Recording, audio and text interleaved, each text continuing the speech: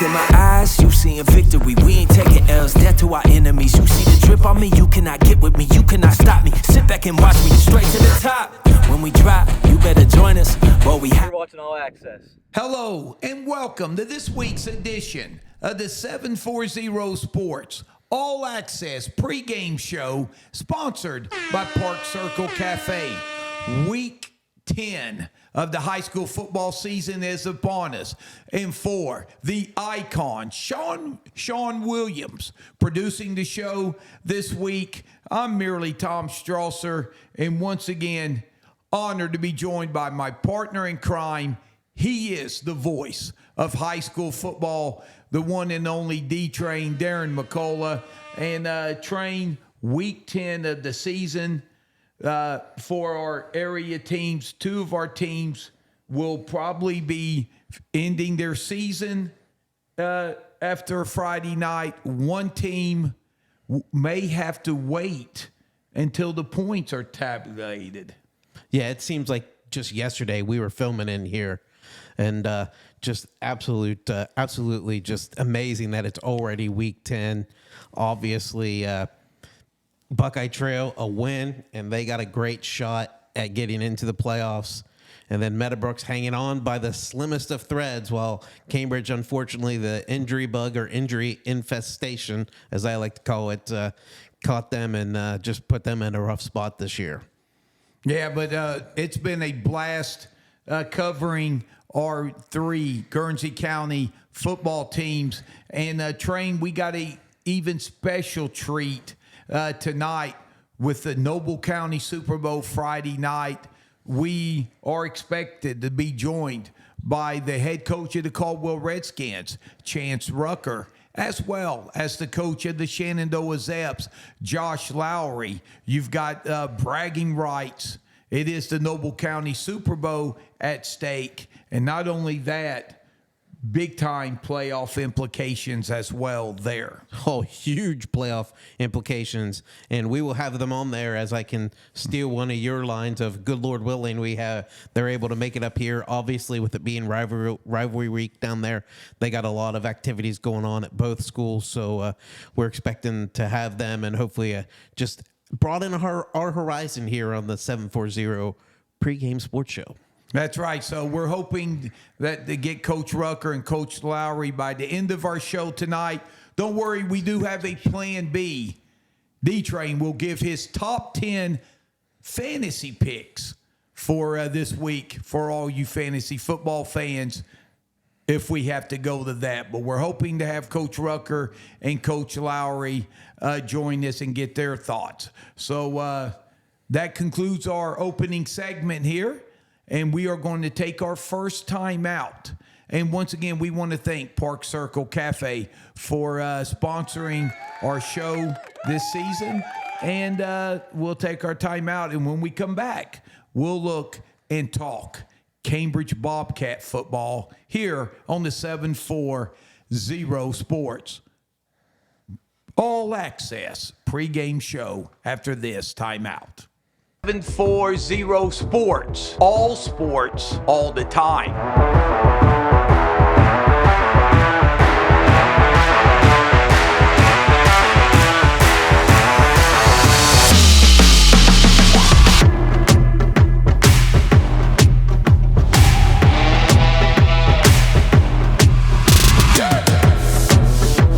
Hello and welcome back to the 740 Sports All Access pregame show, sponsored by Park Circle Cafe. And Train, we're going to talk some Cambridge Bobcat football.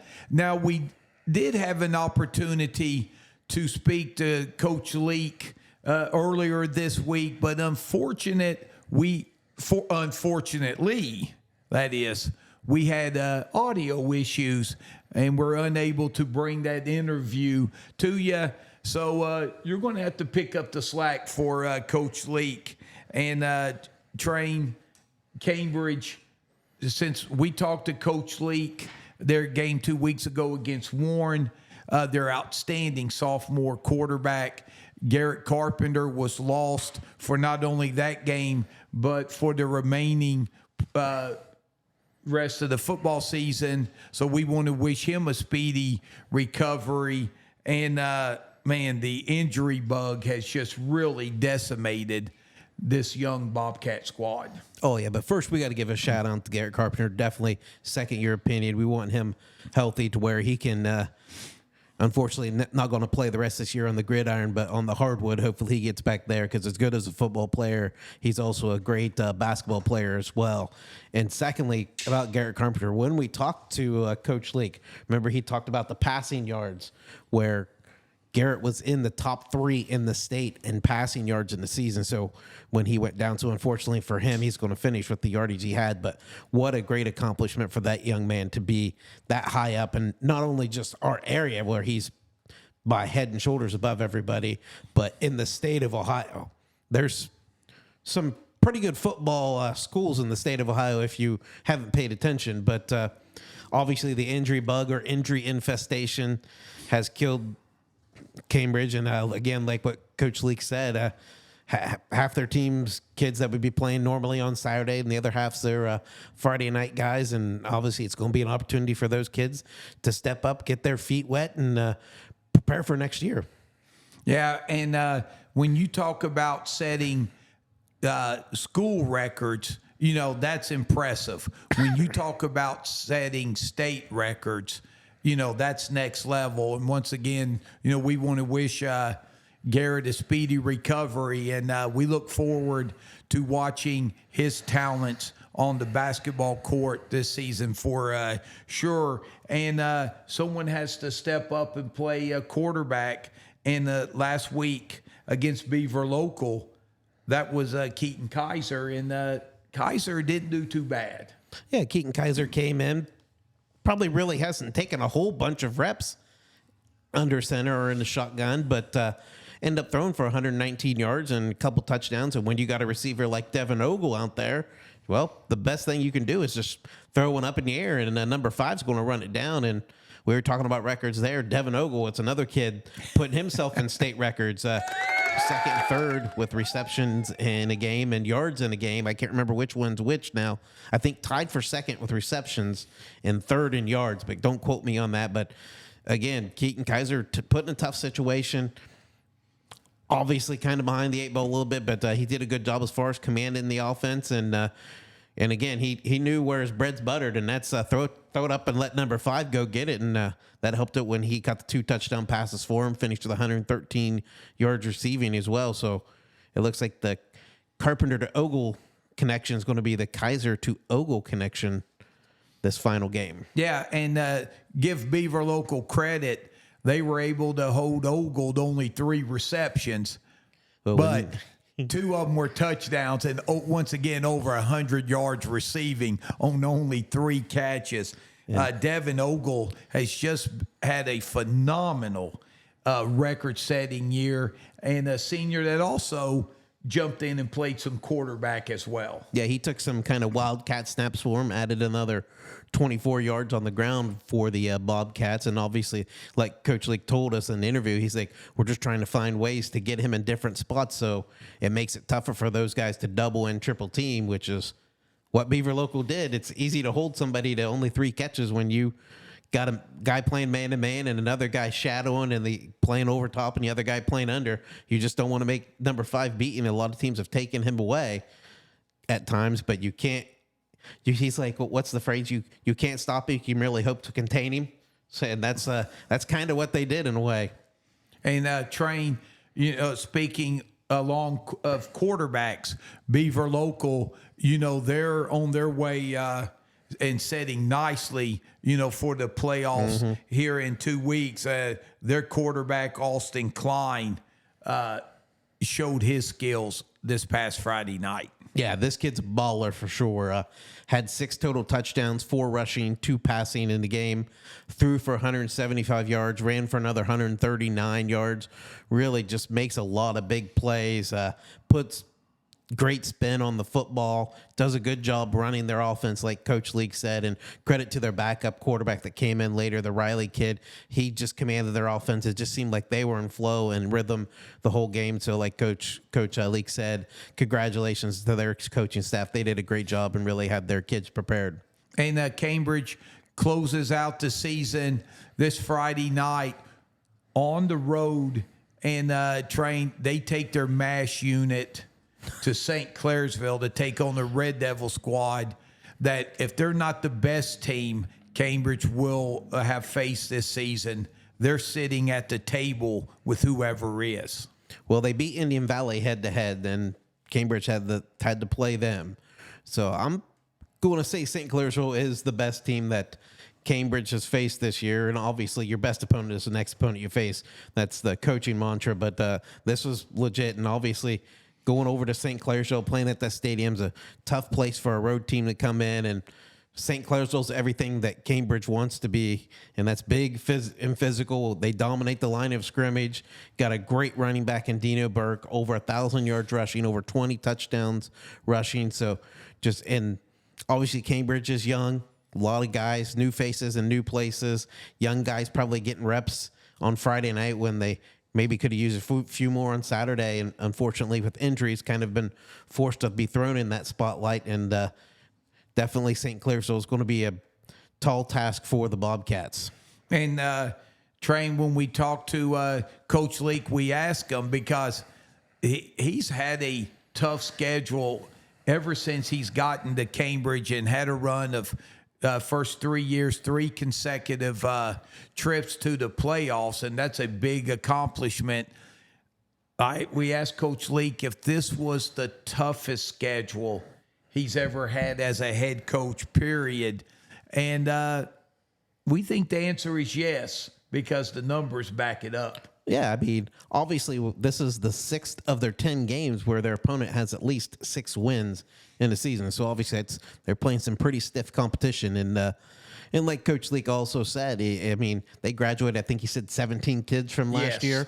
So, I mean, there's a lot of new kids getting new opportunities. So those teams, while Cambridge lost a lot, those other teams had guys that were back. So they had the experience, and experience is everything. I don't care what sport you're talking about. If you have experience at it, you've been in that situation more than the other person, it is a huge advantage for you.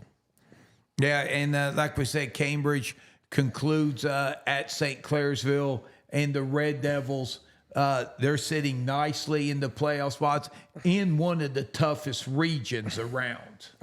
Well, yeah, I don't think there is an easy region, to be honest, of all the ones that our local teams are in. I mean, you've got talent up and down all of these regions, especially it's really, really top heavy. And I mean, looking at this one, I mean, Steubenville's been a team that's kind of been thrown around between 3 and 4. Same with Sheridan. That's your 1 and 2 right now in Division 4, Region 15. And when you think of those two schools specifically, you think football. I mean, they are known for hard, grid-nosed, tough, physical football. And I would hate to be a Division 4 Region 15 team and be sitting at that 15, 16 spot, because one, you're going to have to make a trip to a place that's pretty intimidating to play at, whether it's in Steubenville or Sheridan, Thornville, and it's not going to be an easy trip for them either. Yeah, and Train, last week was senior night for Cambridge, and Coach Leak, very proud of his seniors, the way they have hung in there and competed this season. And like we said, hey, the last couple of years for this senior group of seniors, they had a run in the playoffs twice. So something to be very proud of their high school career. And we want to wish the Bobcats and Coach Leak the best of luck Friday night at St. Clairsville. And we want to thank Coach Leak for the time that he has given us on-site practice, as well as coming up here. And again, we apologize for the technical difficulties we had with our interview with Coach Leak, but we want to thank him for all his support for our show. So that wraps up our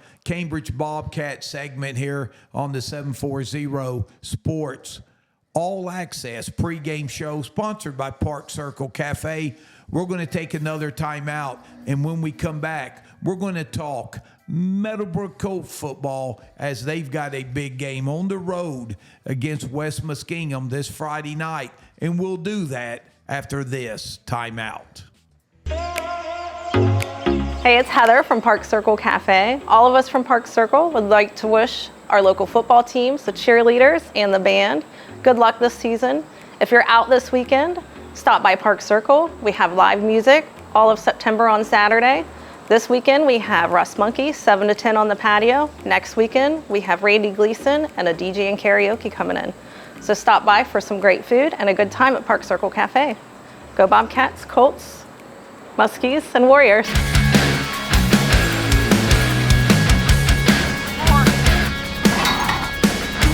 Welcome back to the 740 Sports All Access pregame show sponsored by Park Circle Cafe. We just talked Cambridge Bobcat football in our last segment.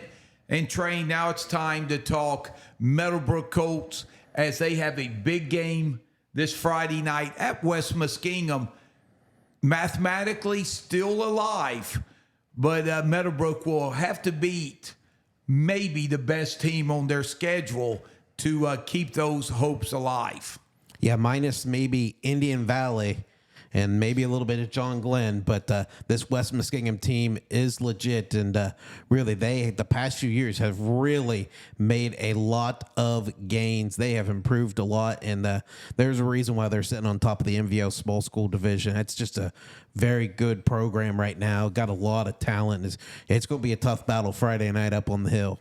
Yeah, and Meadowbrook, after starting off the season 4-1, they've lost 4 games in a row to some quality football teams. And they played a quality team this past Friday night in the Morgan Raiders. And Train, you always want to get off to a good start.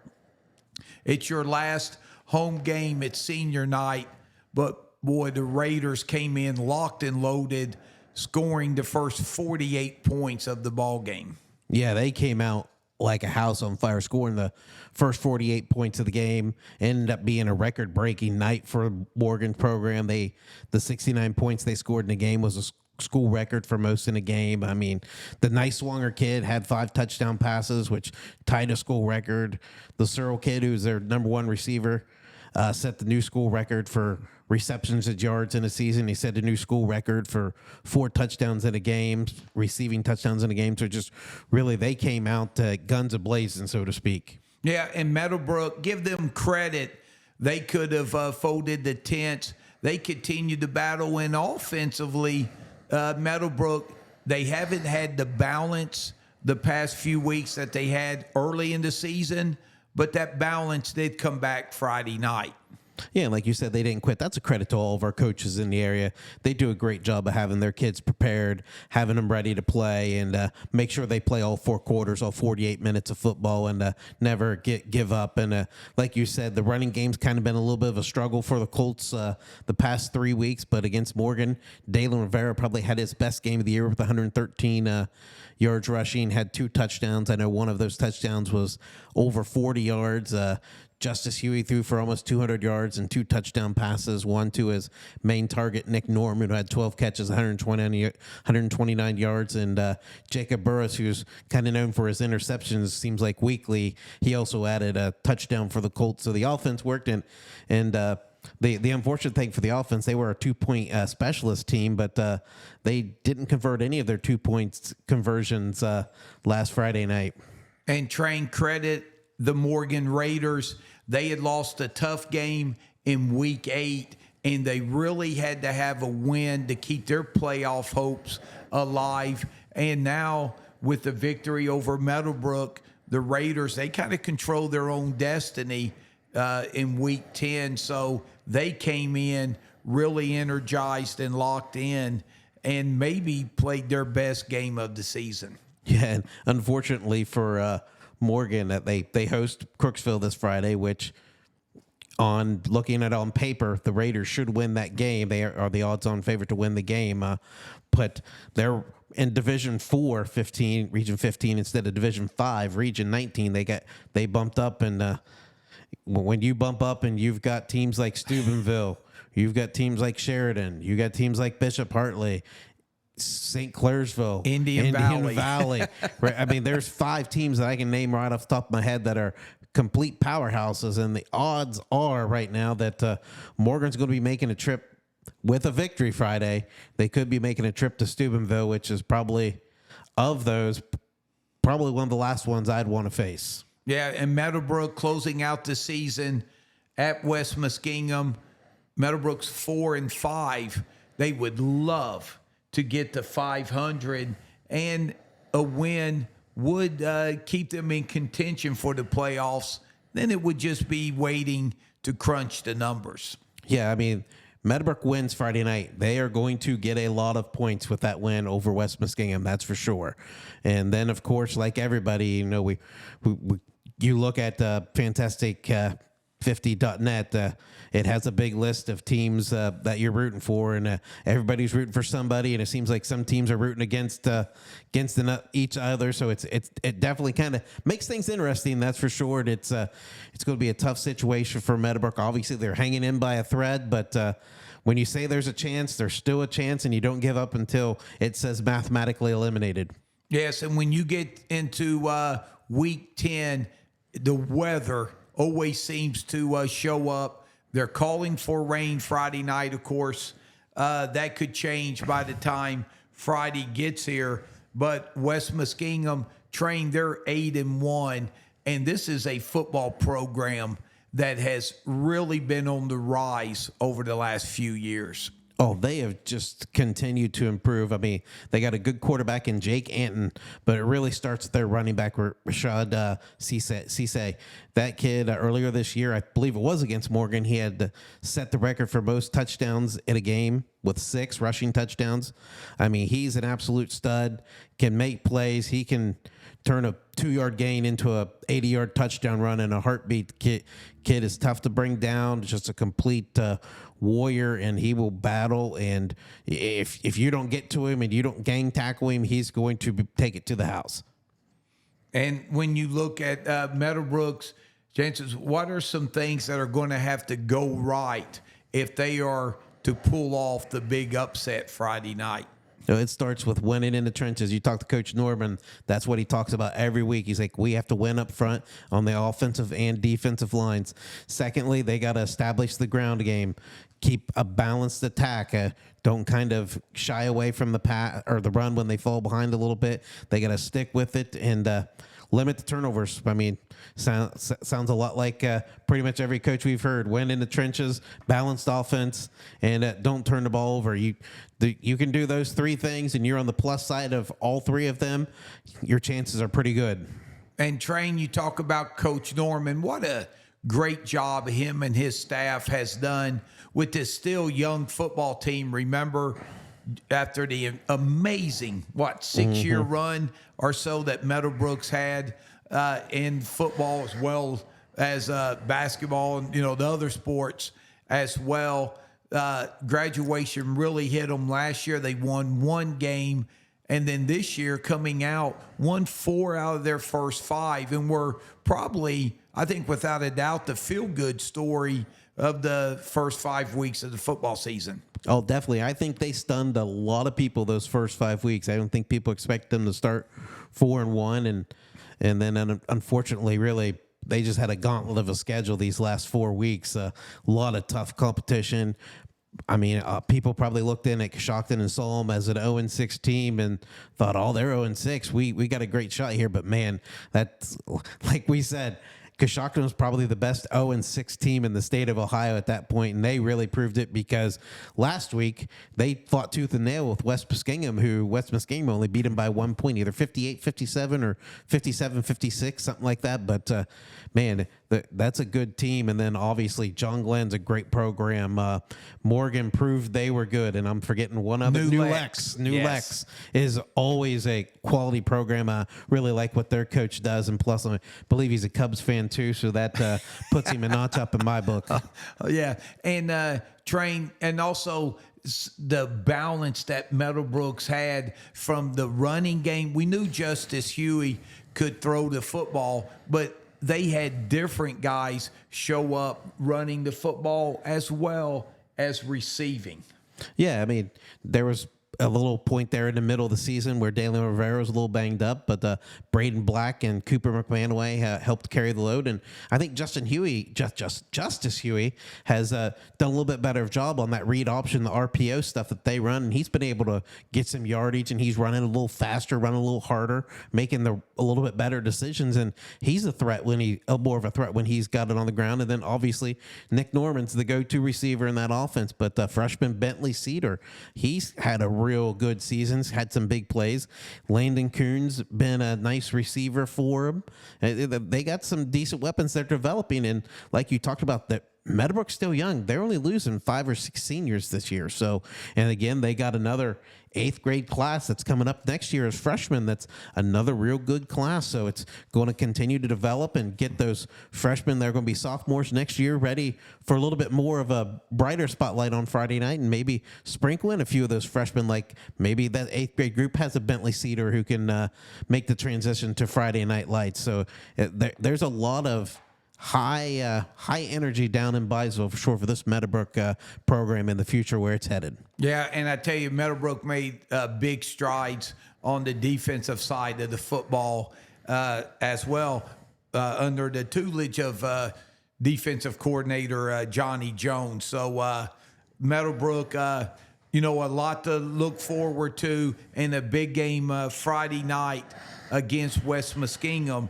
And as we head to break, we want to once again thank the head coach of Meadowbrook, Steve Norman, for the time he has put in on our show, visiting with us and talking about his Colts. Coach Norman, a great guy and a lot of fun to interview. And we look forward to seeing him down the road as well. So that concludes our Meadowbrook Colts segment. We'll take a timeout here on the 740 Sports All Access pregame show sponsored by Park Circle Cafe. And when we come back, we'll look at Old Washington and talk Buckeye Trail football. They have a big game week 10, which could possibly set them up playing in week 11. And we'll talk about that after this timeout. 740 Sports, all the time.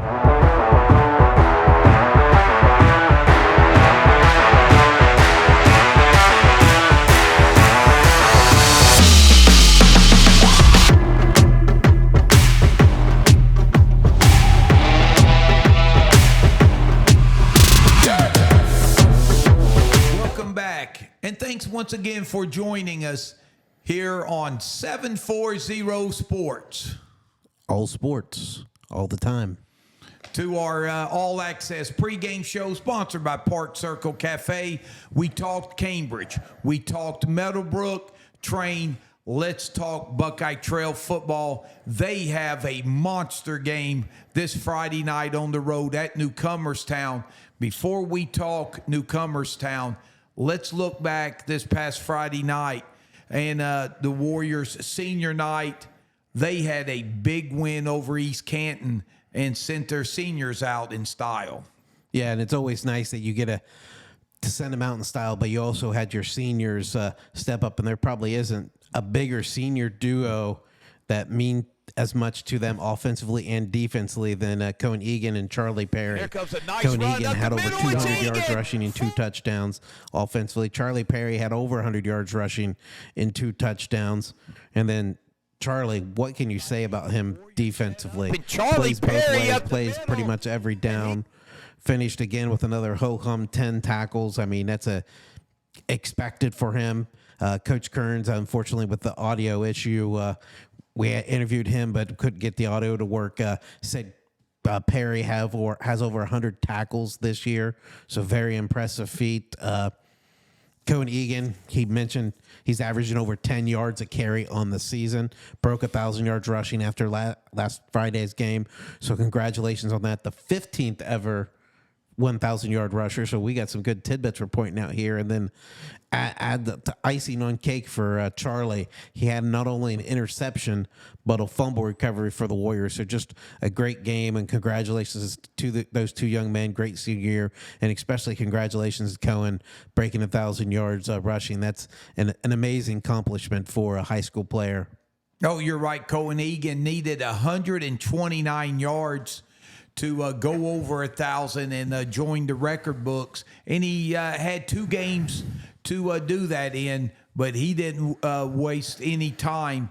He got it done Friday night, 204 yards rushing, and he has carried the ball less than 100 times this season. Mm-hmm.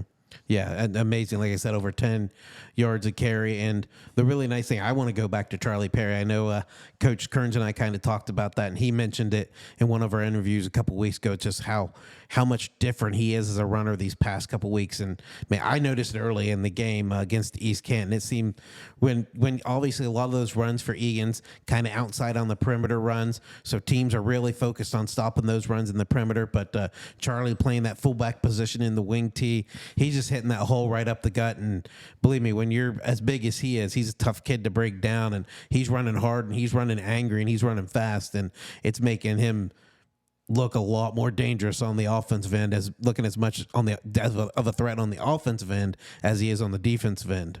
Yeah, and train Coach Kearns, when talking in our interview, like you said, that we lost due to audio technical difficulties, said Charlie Perry, it was during their tough loss against Malvern.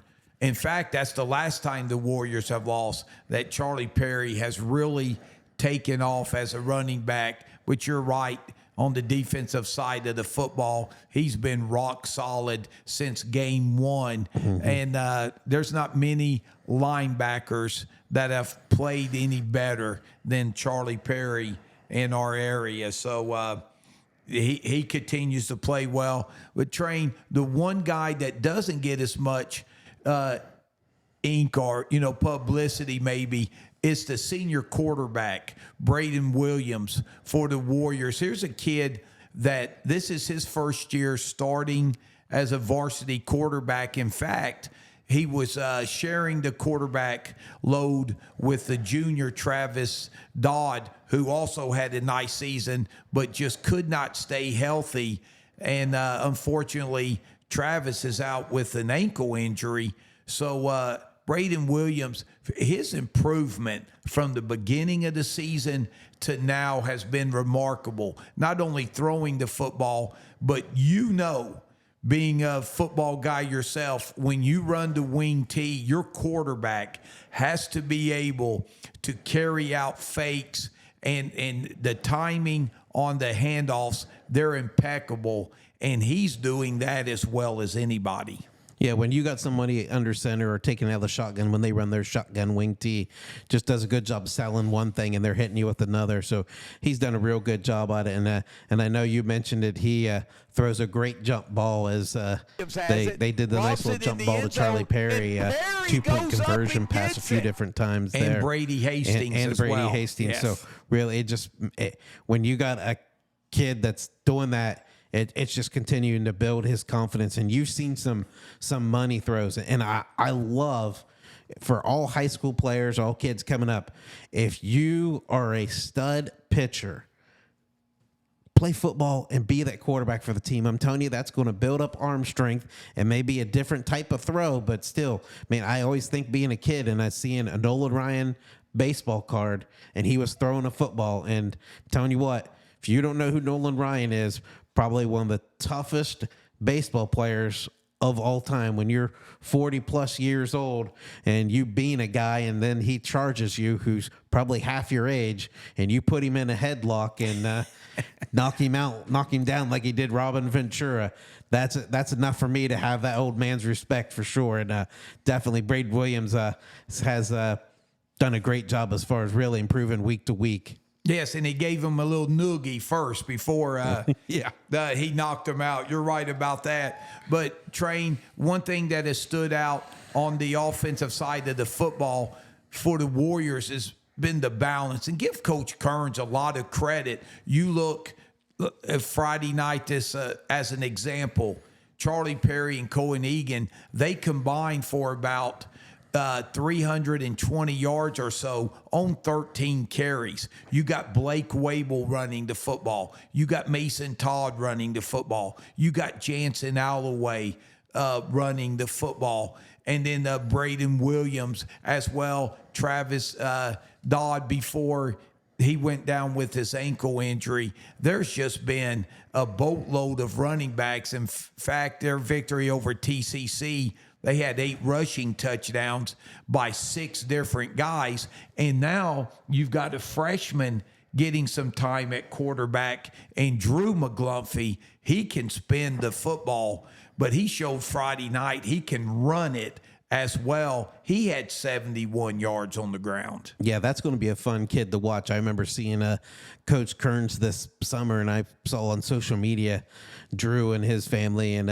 all kinds of different football clinics that he's been to, and talking about all the work that he's been putting in at quarterback. I'm like, wow, this kid looks like he's going to be a pretty good player for you, and he's only a freshman, so definitely Coach Kearns is excited to see where he can finish as far as with that Buckeye Trail program when he's a senior year, looking down the road 3 years and seeing just how much progress that kid makes, because obviously as a freshman he looked pretty good, especially last Friday against East Canton. Yeah, and now that leads us Friday night, a big game with Newcomerstown and Buckeye Trail. They're both in the same region.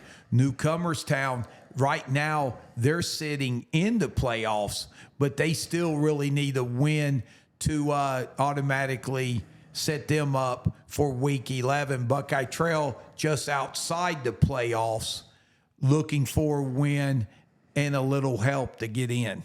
Yeah, Newcomerstown win. They're in. They're currently sitting at number 10 in the rankings. Buckeye Trail needs a win, and then they need some help.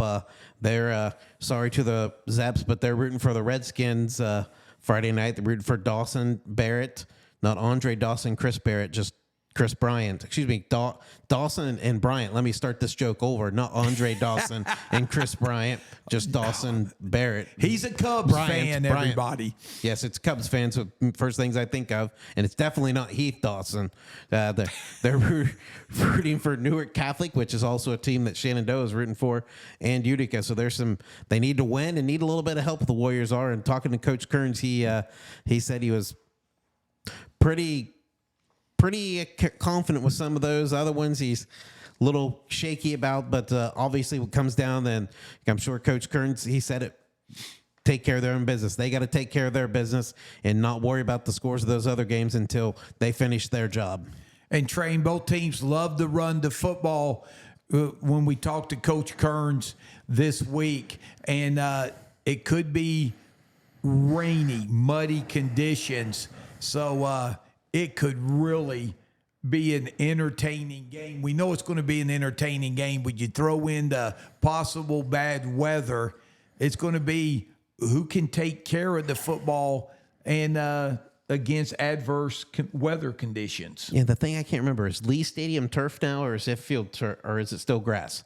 I know years ago it was grass, but we're talking 2003, 2004, probably the last time I've been there. If it's still a grass field, I guess the first thing that comes to my mind is the monsoon at Cambridge and Meadowbrook about 4 years ago, where you're sitting up in the press box and you're trying to read the numbers and you have no clue who's who, because both teams are covered in mud. So that's going to make it interesting. Hopefully people have the right cleats on, because you're not going to have much traction when you're slipping and sliding. It's going to be a slip and slide, not a football field. But I can't remember if they have the field turf or not, which is an advantage for both teams. If it's in grass, it's going to be definitely a mud race for sure. Yeah, and like we said, if it's on turf, still with the weather condition and the way both teams like to hand the ball off, misdirection plays and stuff like that, timing, everything's going to be there. The Buckeye Trail defense, they're going to have to be sound, which they have been all year, especially against the run. And their ability to get to the quarterback, Wyatt Connor had a sack Friday night. Brady Hastings once again had another sack. I was at Reesbeck's, got my groceries. I was waiting for Brady Hastings to pop out and sack my groceries because, he seems to do it every week on Friday night, and he's going to be big as well. And Jace Hickman also had a big fumble recovery there for the Warriors, too. So a lot of different guys stepping up, making plays for him. Yeah, Jansen Alloway playing big, Mason Todd, and Blake Wable. He's really come on. He had one of the biggest hits of the high school football season this past Friday night against East Canton. So it ought to be a lot of fun, and we want to wish Coach Kearns and the Buckeye Trail Warriors the best of luck Friday night. It'll be a lot of fun as they travel to Newcomerstown. Warriors, winners of 3 of their last 4, looking with a win to possibly move on to the playoffs. That's every team's ultimate goal right there. And speaking of Coach Kearns, we want to thank him in advance for all the time he has spent on our show. Great guy, great coach, and a lot of fun to be around. So, Coach Kearns, we thank you for your time. And speaking of coaches, we're going to take a time out, and when we come back, we're going to talk Noble County Super Bowl and have the pleasure to interview Coach Josh Lowry of the Shenandoah Zeps and Coach Chance Rucker of the Caldwell Redskins. We'll get their thoughts on their big rivalry game that has major playoff implications as well when we come back on the 740 Sports All Access pregame show sponsored by Park Circle Cafe. Hey, it's Heather from Park Circle Cafe. All of us from Park Circle would like to wish our local football teams, the cheerleaders, and the band good luck this season. If you're out this weekend, stop by Park Circle. We have live music all of September on Saturday. This weekend we have Russ Monkey, 7 to 10 on the patio. Next weekend we have Randy Gleason and a DJ and karaoke coming in. So stop by for some great food and a good time at Park Circle Cafe. Go Bobcats, Colts, Muskies, and Warriors.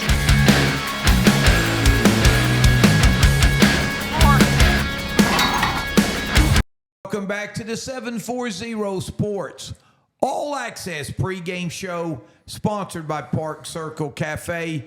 And now it's time to talk a little Noble County football, and that is the Noble County Super Bowl this Friday night. Caldwell and Shenandoah set to do battle, and we're honored to be joined live in studio by the head coach of the Zeps, the one and only Josh Lowry. And Coach Lowry, we know it's a busy week. Thanks for joining us. I'm glad to be here, always. All right, now, Coach, you have coached in some big rivalry games, Cambridge and Meadowbrook.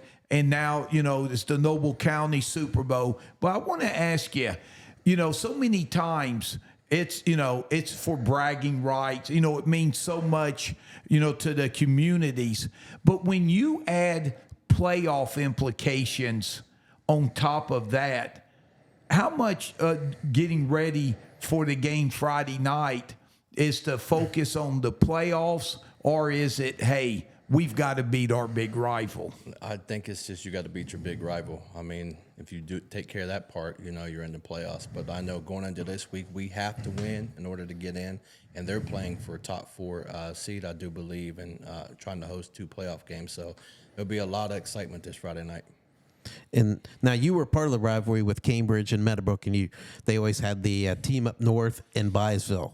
So is that talk kind of down in Shenandoah and Caldwell where they call you guys Sayersville and you call them the team down south? Or is there any kind of nicknames that you guys have for each other this week? No, we try not to say the word, at all. I guess that would be it. And we also don't wear red. So, I think down there that's just about it. But the Cambridge Meadowbrook one is just a little bit more personal. So, and Coach, I tell you what, if Hollywood produced a movie on the Zeps football season, some people would say this ain't reality because you've had about the craziest season.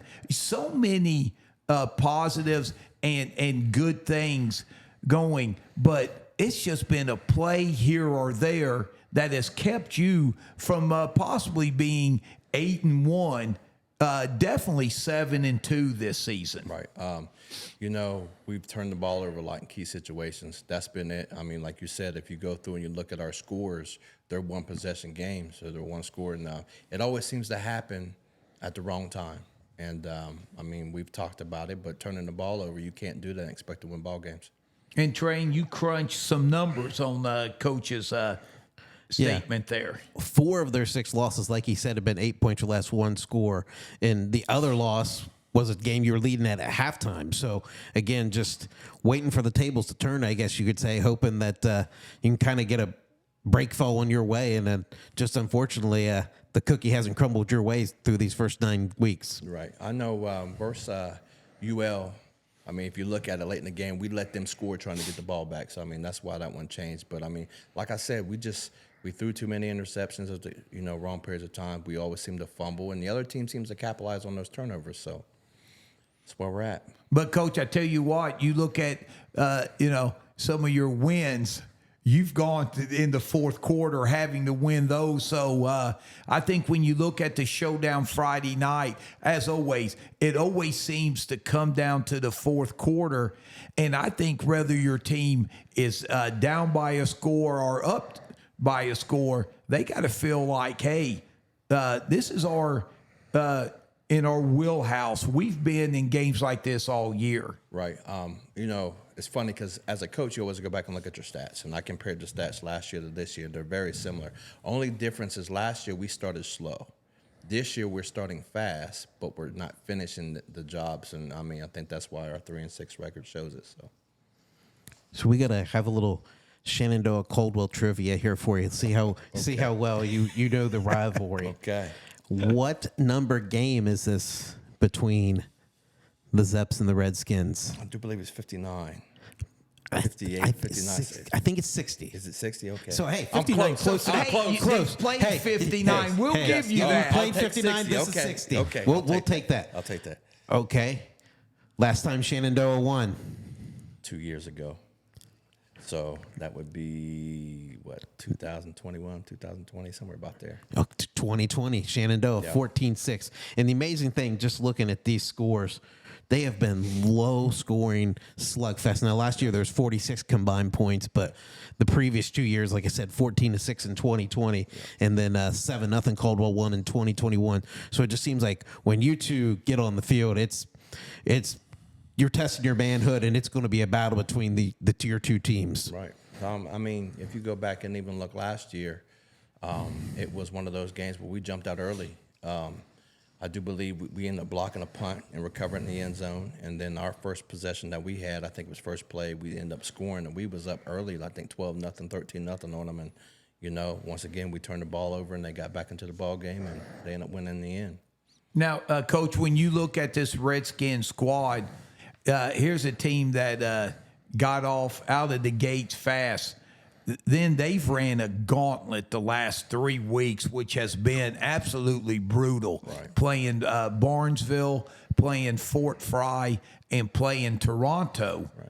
So now they've got to get ready to play their biggest rival in the Zeps. What have you seen from the Redskins that maybe concerns you the most? They're similar to us.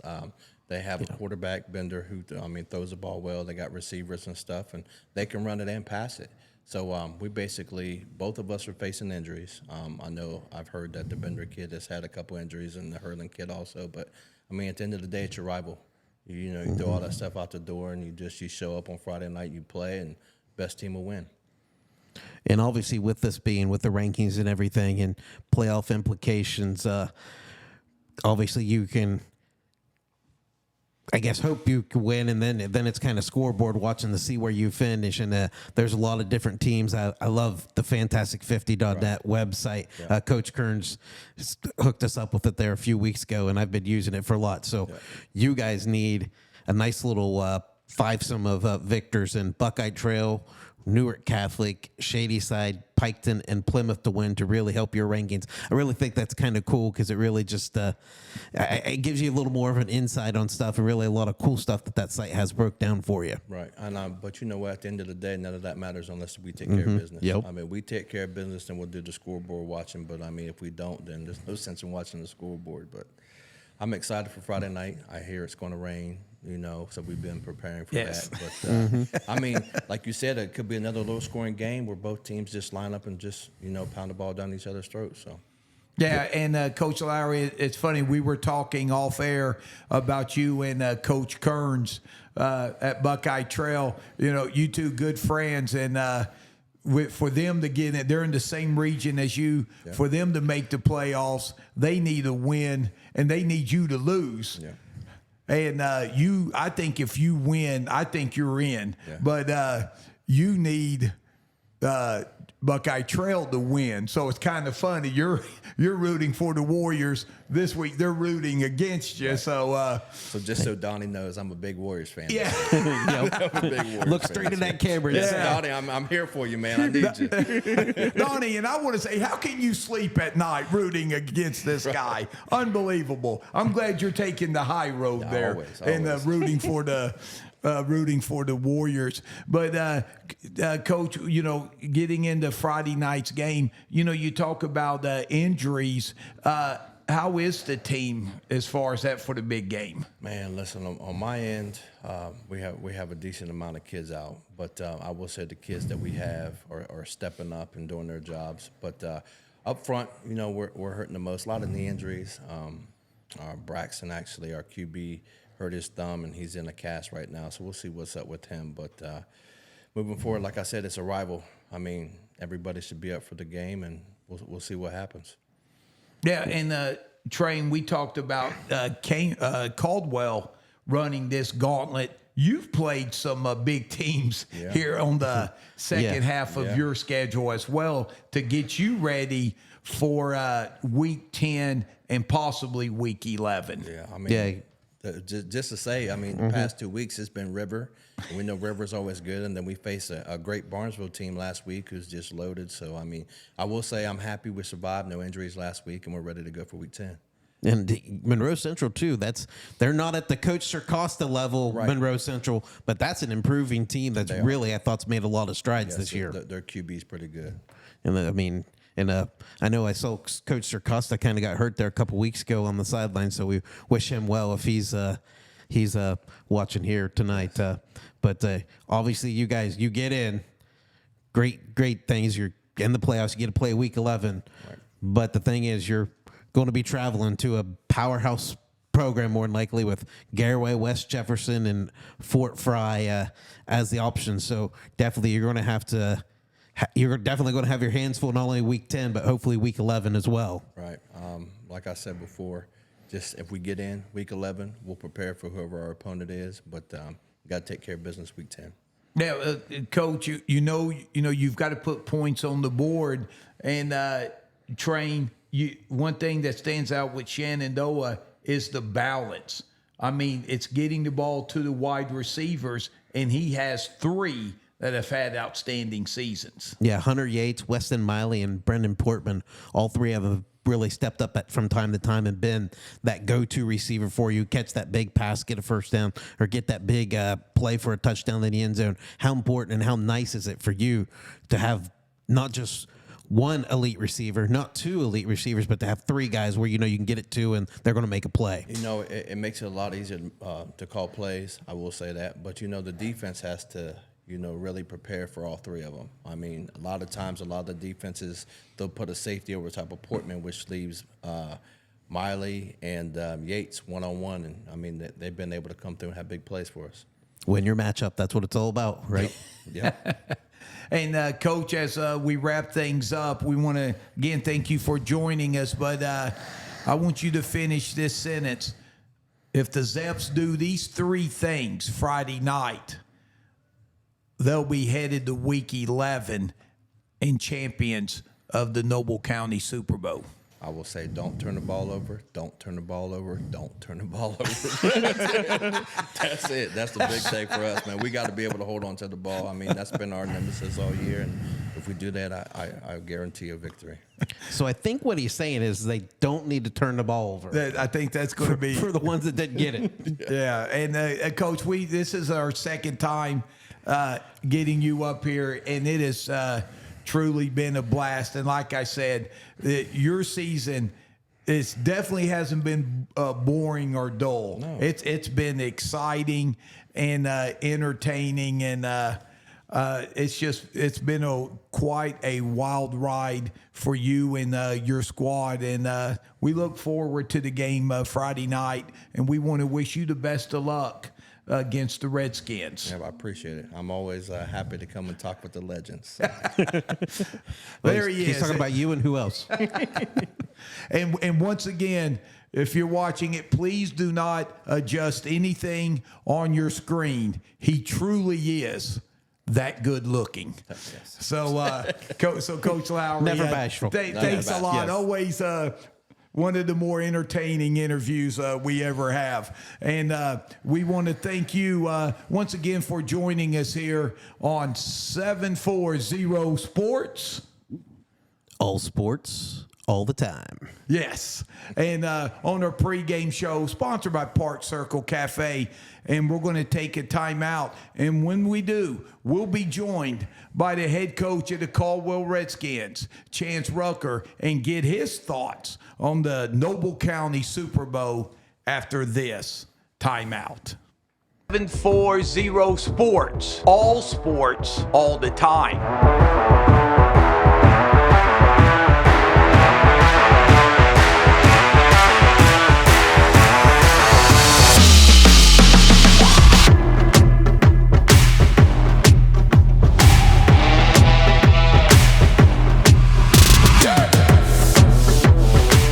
And welcome back to the 740 Sports All Access pregame show.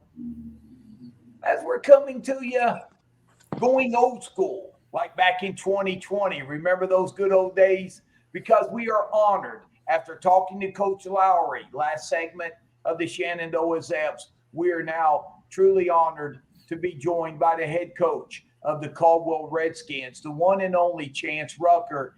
And, Coach, I know you've been very busy this week getting ready and gearing up for the Noble County Super Bowl. We want to thank you for taking some time out for us. Well, first thing is I want to appreciate you guys for sending me the invite to being able to talk on this show. It's a great honor, love doing it, and let's get ready to rock. All right. Well, Coach, before we talk to Coach Chance Rucker, I just want to take you back real quick, back in the day when you were Caldwell football star, Chance Rucker. Your senior year, you get picked to play in the prestigious OVAC All-Star game. And if you can recall, do you remember who coached you in that game? It was actually the Cambridge coaching staff with Coach Gunn. And? Coach Lowry. Yes. Josh Lowry. I think it was Josh and Jamal. Jamal, I think. Yes. Jamal, maybe his son. One of the brothers were out helping him. One of Josh's brothers were helping. Yeah, Josh mentioned that last segment that he got the opportunity to coach you in the OVAC All-Star game. And we kind of thought that was pretty neat going into the big game Friday night. And, Coach, speaking of the big game, I'm going to ask you the same question I started off with him. We know how important the Noble County Super Bowl is for Shenandoah and Caldwell. But when you throw on the added playoff implications, which is talked about more this week? Obviously, you got to take 1 week at a time. Keeping the guys focused, level-headed, especially with the high environment that it's going to be. It's going to be electric. It's going to be a rivalry, regardless of what are the point spreads picked to be, regardless of whatever the records are prior to this game. I pretty much told my guys that, listen, it's 0-0. I mean, we're 0-0 going into this football game, and, we just got to focus 1 week at a time. We got to focus on Shenandoah. I don't want to get their hopes and aspirations up thinking about the playoffs right now because, Shenandoah's they're a potent team and they have the capability of knocking us off our horse. Yeah, that's exactly what he said. He said it's not playoffs, it's Noble County Super Bowl. And if you win that game, then week 11 takes care of itself. Absolutely. Absolutely. We're even treating it as if this is the round one of the playoffs. That's what we're telling amongst the staff. That's kind of what we're queuing this up to be. And obviously, we played a little trivia with Coach Lowry when he was up here in the studio. Now for you, what number game is this for the Noble County Super Bowl between Caldwell and Shenandoah? This is the 60th.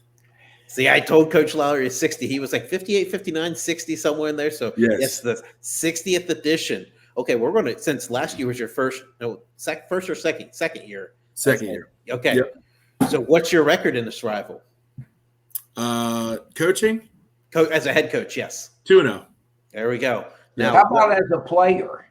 4-0.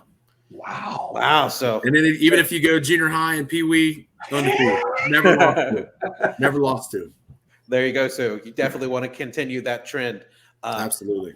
Obviously, when you guys meet, it seems like you said, it's going to be a slugfest, and that's going to be no different, especially when they're calling for rain on Friday night. And you guys obviously playing at the Noble County Fairgrounds. That's not exactly an easy place to play at when the weather could be a possible monsoon on a Friday night. But man, it sure is fun to watch.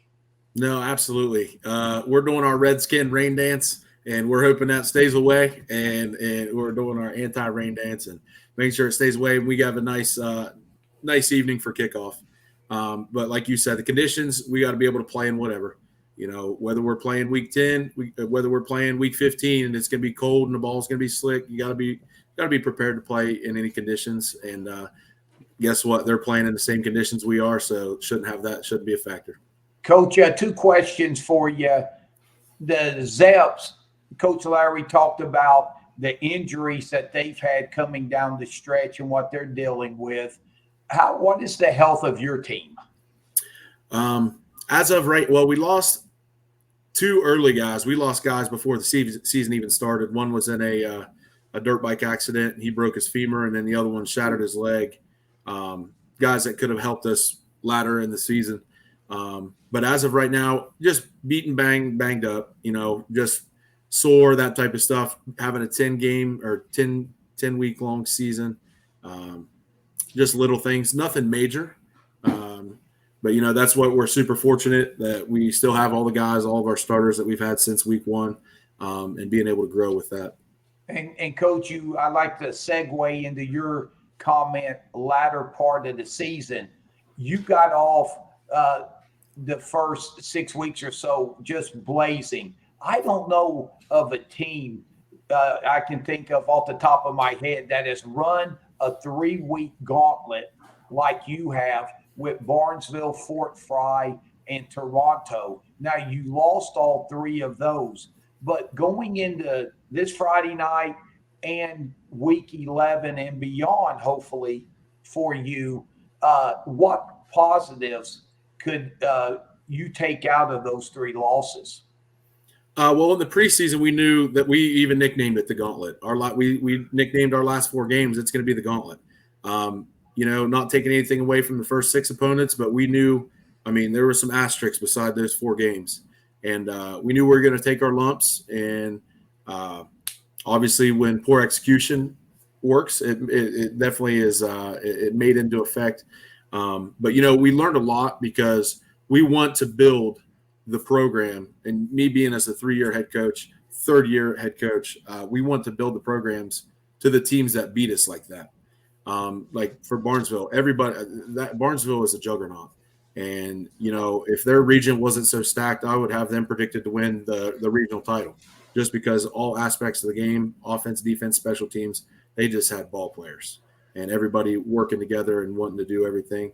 But so that's what we're trying to achieve. We're trying to have, that team unity and just everybody flying the ball, making plays.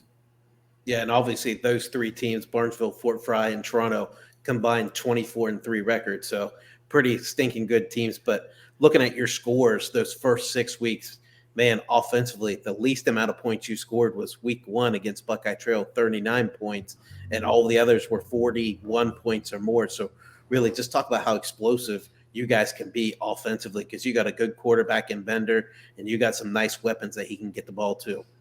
And this is, yeah, absolutely. This is the product of, taking our chance on a sophomore Cale Bender and putting these guys, the younger guys, whenever I first came into the head coaching job, and, pretty much throwing them the wolves and letting them come back the Wolfpack leader. And, this is the product of having to take those lumps as a first-year head coach. We didn't win a lot of ball games. I think we went 6-5 with playoff record and everything. Lost some games that we probably shouldn't have. But at the same time, this is what we're getting. This is the latter part. This is what we're reaping.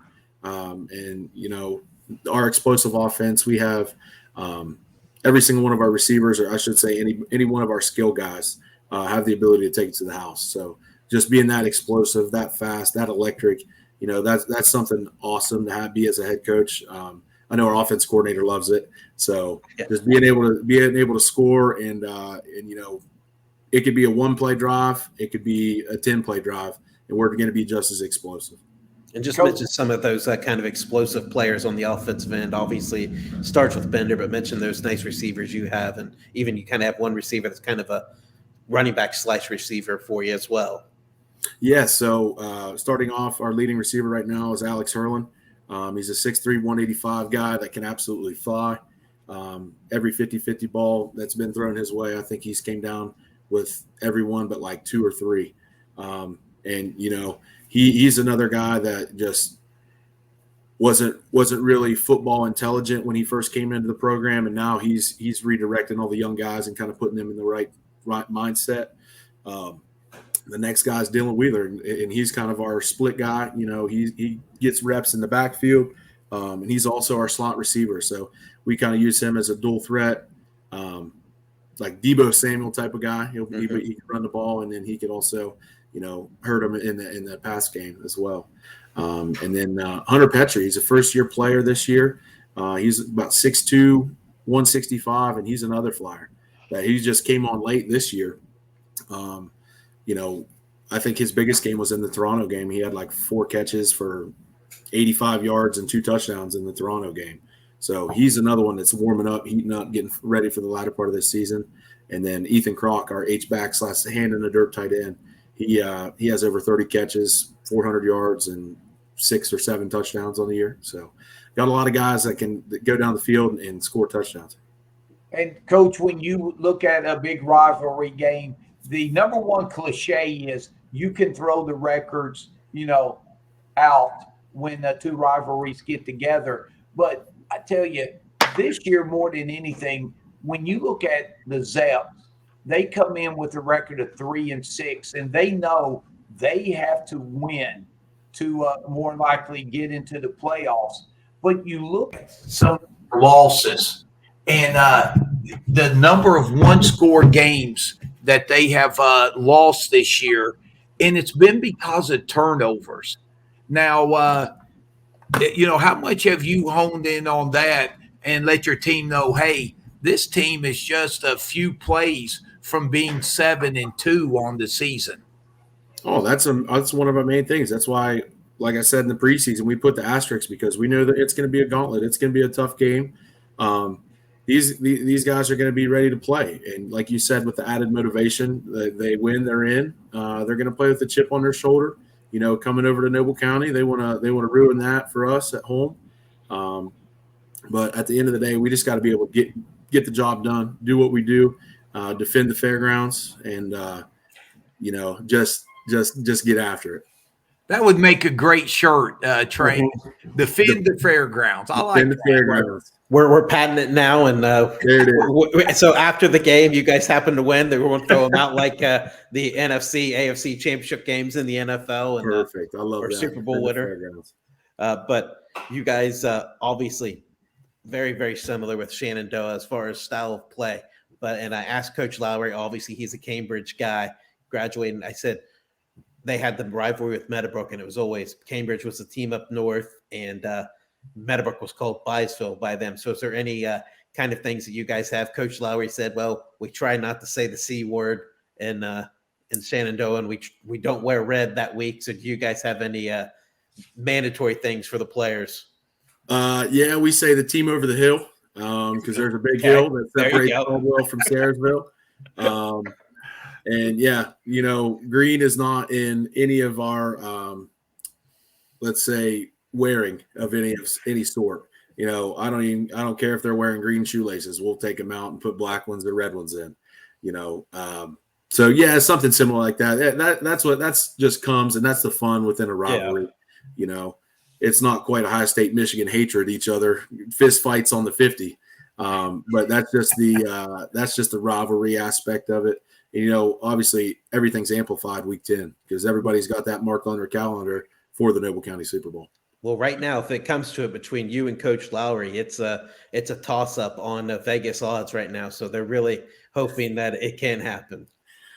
And Coach, when you look at this Zep squad, you've had a chance, to break things down. What are some of the biggest concerns and problems that they pose for your Redskin squad?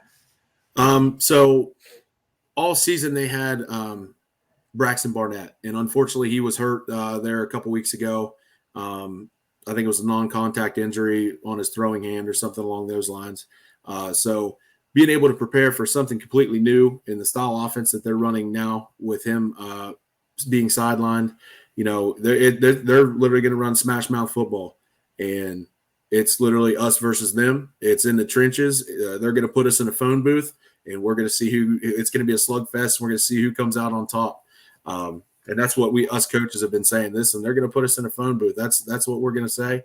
And, who's the bigger man and who's going to fight harder. And that's what it's going to come down to Friday night. But like I said, they have some quality athletes, some really good athletes. It's just going to be our guys just have to play and participate and, out execute them and out execute ourselves.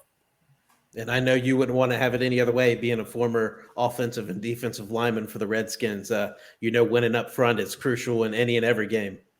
Oh, absolutely. In the trenches, that's any and every game, like you said. And that's the most fun. That's where I see joy. That's where you can have all your skilled players. You can have your flashy quarterback and your flashy offense, but nothing gets the juices flowing like just smash mouth football, hand in the dirt, 3 yards in a cloud of dust. And Coach, we talked about the Zeps needing a win to get to week 11. You're there week 11, not looking ahead or anything, but we know this win right here can only increase your rankings. And how big would it be to win and secure a home game week 11? Oh, that's very big. There's nothing like the home playoff game atmosphere. But with a win this week, that puts us in the top 4. So we more than likely get 2 first round home games or two home games. And that's what you got to love, that to be able to play at home 2 weeks in a row on the biggest picture in Ohio football, which is the postseason, which is the playoffs. That's something big. That's a huge accomplishment. And, that's massive. So, we know that this is essentially make or break for our 2 home games. And like I said, we're treating this as week 1 of playoffs. And, that's just how it has to be as far as execution was. And Coach, how big as far as motivation, going into the playoffs will be, how many teams is in your region will have played a tougher schedule than you have? That's got to be something to help you going in as far as confidence wise. Oh, for sure. We wanted to have our athletes battle tested and ready. And that's why we kind of scheduled the way we did. And, regardless of how the last 3 weeks went, from now until, our final game, whenever that may be, whether it's in Tom Benson Stadium or whatever, that we know that these last 3 games are going to be crucial to our success in the future and the down the road.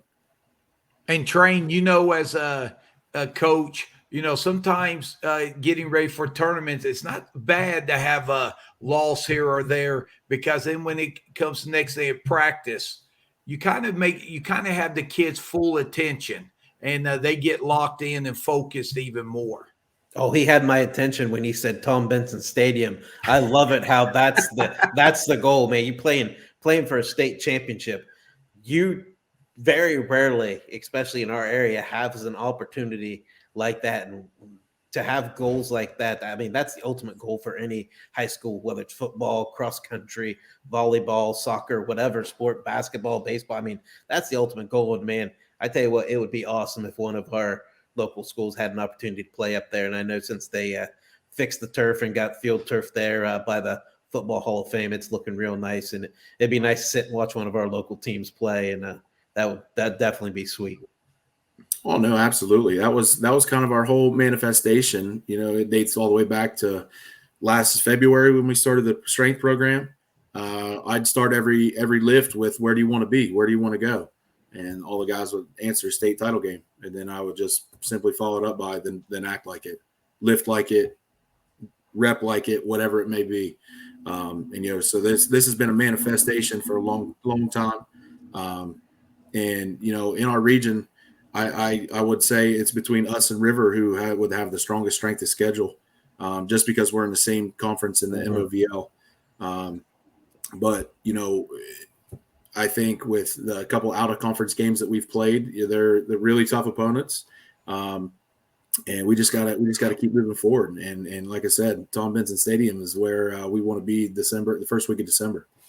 And Coach, we want to wish you the best of luck Friday night and week 11 and on. And we want to thank you for, taking some time out of your busy week. I know gets pretty hectic on the Noble County Super Bowl week. And Friday night will be a lot of fun there at the fairgrounds. And as we head out, I want to ask you the last question. It's the same one I asked Coach Lowry, but for you, if the Caldwell Redskins do these three things well Friday night, they're going to come out with the victory. Offensively, we need to be able to throw the football and run the football. Obviously, that's cliche to say, but I'm saying do it well. If we execute the run game and execute our passing attack with our all-state quarterback, that's going to be fun offensively. Defensively, I just need 11 hats to the football. See ball, get ball. Those cats flying around. I just need dudes to make plays. And the old adage is, or not old adage, but with the new hype of Deion Sanders, he's got leaders and dogs. He doesn't have captains. I said, I need 11 dogs when we play defense. I need 11 dogs. And, the third thing, just everybody, all the guys playing for one another. That's the whole part of a rivalry. Once you sit down and really think about it, these guys will remember this for 40, 50 years. So remember playing for one another. So, like I said, offensively, defensively, and then playing for one another. Those are our three things that we need to have happen for us to win. All right. Well, Coach, it's been truly an honor having you on our pregame show this week. And it was great talking to you. Yeah, and, definitely. Good luck to the Redskins Friday night. So that's been Coach Rucker here on the 740 Sports All Access pregame show. And we're going to take our final timeout and wrap things up here after this timeout. Hey, it's Heather from Park Circle Cafe. All of us from Park Circle would like to wish our local football teams, the cheerleaders, and the band good luck this season. If you're out this weekend, stop by Park Circle. We have live music all of September on Saturday. This weekend, we have Russ Monkey, 7 to 10 on the patio. Next weekend, we have Randy Gleason and a DJ and karaoke coming in. So stop by for some great food and a good time at Park Circle Cafe. Go Bobcats, Colts, Muskies, and Warriors.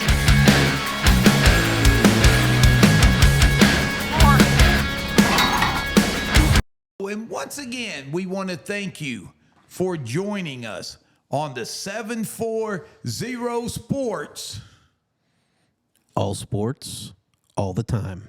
Yes, and what a fun night it has been talking Meadowbrook, Cambridge, and Buckeye Trail football as usual, but also adding a little Noble County flair in it as well as Shenandoah travels to the fairgrounds to take on Caldwell, Noble County Super Bowl. And we want to thank Coach Lowry and Coach Rucker for joining us tonight and train as we head out. Let's talk Shenandoah and Caldwell. You'll be able to not only, of course, listen to that game on the radio, but if you cannot get there, you can live stream it on your radioplace.com, as well as Meadowbrook will travel to West Muskingum to take on the Tornadoes.